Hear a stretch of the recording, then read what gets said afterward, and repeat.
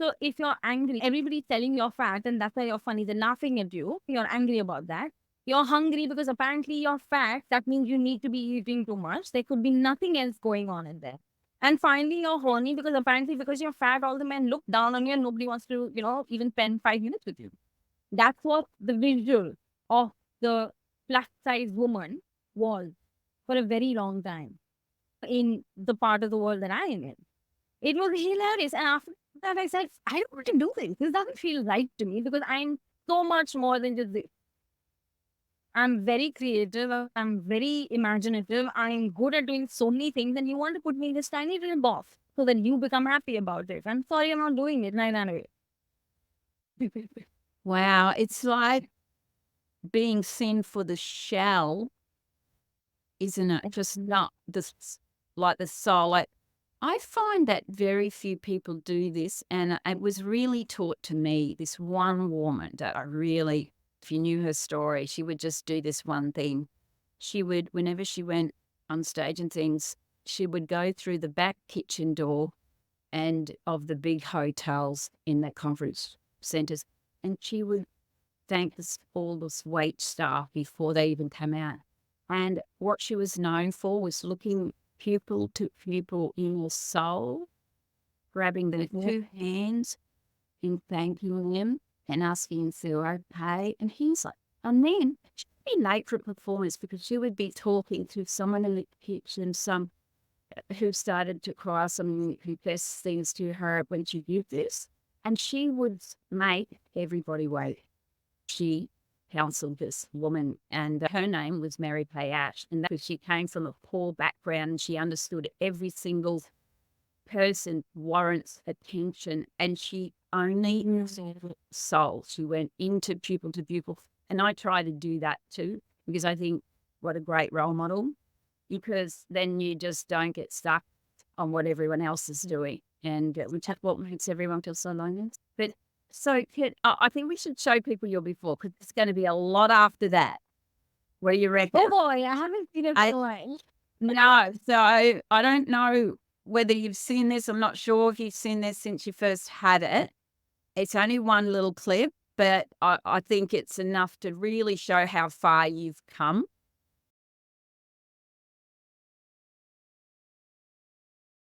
The feeling of it's not safe has always limited me because everything that I have done has been like me walking on eggshell. Or to make it even clearer, it's not eggshell, it's bare feet and broken glass.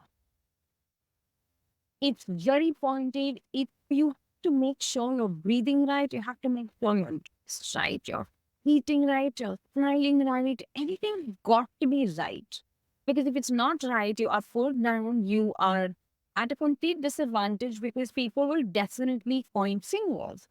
It's more than anything else. I think what it has done is it has cost me my self-expression.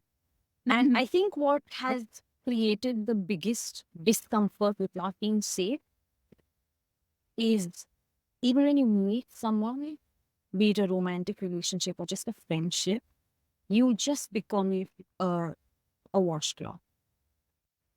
Because you will let them cough and cough and cough and then talk some more. And you will say, yeah, of course. Yeah, of course. We're going to do that, but you're not going to say how you feel. If that person says, oh my God, life is crap, you're also thinking, no, life is not a song. But you're not going to have them say, no, sorry, I don't believe that. I believe life is fine.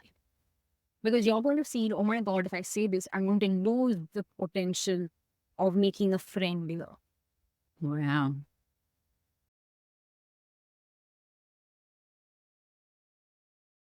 That lie. I think I vaguely remember that girl. Vaguely. She sounds like an alter ego in the past. It's a But shock. yeah, oh man, that is not me. That Yeah. anymore. It's a shock seeing ourselves before this method and all the downloads of life learning that you've got, that the wisdom that you came into realization of that no one had to teach you, that you your soul needed. I think the big message, if the right people see this, they will resonate with that, and you bring hope that they too do not have to stay there, because you could have stayed there. That's where you'd still be. Yeah, that's true. I'm sorry, I'm tearing up just listening to my past. But it's true. When I was there was just no way I could get out of it. It was impossible. I was going to stay in that you are so and you've got to be so. And everyone who is so and so behaves like this, talks like this, walks like this, wears this, breathes like this, smiles like this. I thought I was going to remain in that box forever. But the minute we stepped into this, I was like, oh, hello. I don't even know what you mean. No, is it crazy how you can have such a shift in perception? Oh, yeah, not just change of belief, but entire perceptions of self, of others, of the world, of life, of the future, all change at once at your core. Not just, sorry, you're saying, No, just at your core, at that depth. yep. Yeah, and it's not just within, because when it happens within, like you said, at the core, so strongly, your energy starts differing. Your energy becomes so different that people, A, cannot recognize you. They don't like you anymore because they're like, oh, it's not comfortable around her anymore. I can't say this to her because you're not going to say, excuse me. And suddenly when you say that, then they're like, whoa, did you question what I said? But yes, I did. Because you know what? You're literally, sorry, pardon my language, but you're vomiting crap. Literally. And I'm not taking that anymore from you. I don't want it. I know what I want and I will do exactly what I feel like. And suddenly when that happens, the right energy people start coming towards you because they can see you're not a pushover anymore. And they say, okay, now I can team up with this person who's got a spine, who's got her own ideas and is not afraid of expressing herself. Yeah. So I'm a mama's girl. Or was a mama's girl and now I'm my own girl. But yeah, my relationship with my mom has straightened out a lot. That was a It's big straightened out. deal. That was a big deal. That was a really big thing for you. Then levels that we go through, Yeah. that both of us, the levels that we go through. But the thing is, she started seeing a different me, which she's never seen before. And she's like, okay, that sounds interesting. You don't listen to me as much. I'm like, no, because you know what? Sometimes the stuff you say doesn't work for me. And she's like, I never said that before. I said, yeah, but I didn't know that before. Now I do. Now I don't want to do what you're telling me to do, or I don't want to, let's say, eat what you're telling me to eat. I will do what I feel like doing, and that's how it's going to be now because it is my life. And it's there's an acceptance on the other side. It's not no, I'm gonna fight you again. It's like, all right, you do you. You do what you want to do. Don't worry about it. I'm not gonna step in the way. And suddenly I'm not gonna step in the way. It's so easy for her to say. Earlier it was not. It was like, no, you have to listen. And I'm like, okay, I listen. But now there's fighting there. There's no conflict. There's just listen, but this is what I'm going to do, whether you like it or not. I'm doing it. The end. And I walked out of the room. That's it. So all my relationships have become like that because everybody now knows that she knows what she wants to do. She's not going to take a 10% compromise or a 5% compromise in what she wants to do because she really knows what she wants to do. So unless what we say makes sense to her, she's not going to take it in. And if it does make sense, she's actually going to embrace it with 5 arms, not only 2. It's as simple as that. It's very clear. I think people have started understanding that about me now. That's the big self-expression. And we've got a new reset coming exactly on that. And it is just going to make that difference for others to get all that way too, a bit quicker.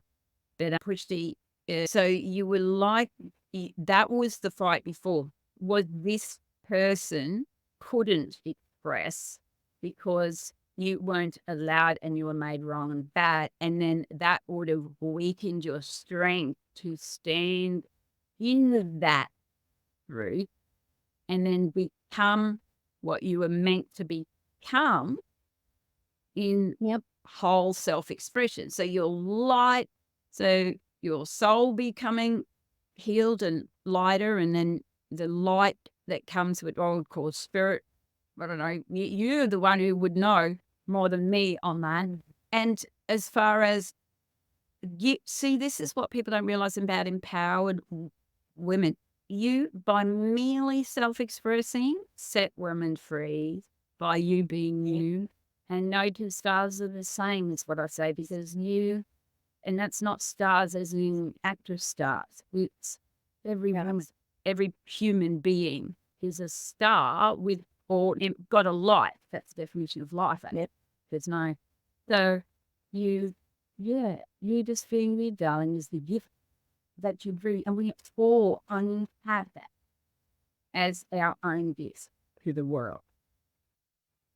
Yeah, and I can't wait to actually, I can't wait to help women I'd say uncork that gift from within them because it's there. They don't need to unlock it. It's there. It's phrase, but phrase that is corked. Once that cork is undone, it's going to bubble right over. Yeah. And most women are ready to do that, except they have to remember that yes, it's going to be a little scary. But once they get there, they're going to value everyone they can care. They're going to value themselves so much more for it. It's going to be so much fun. Yes. Yes, because it's not their fault, everybody. Like, it's not their problem either that people, that they don't please all the people around them when they're being themselves only. And that's what that being guilty for that or shameful of that, that's the part that was wrong.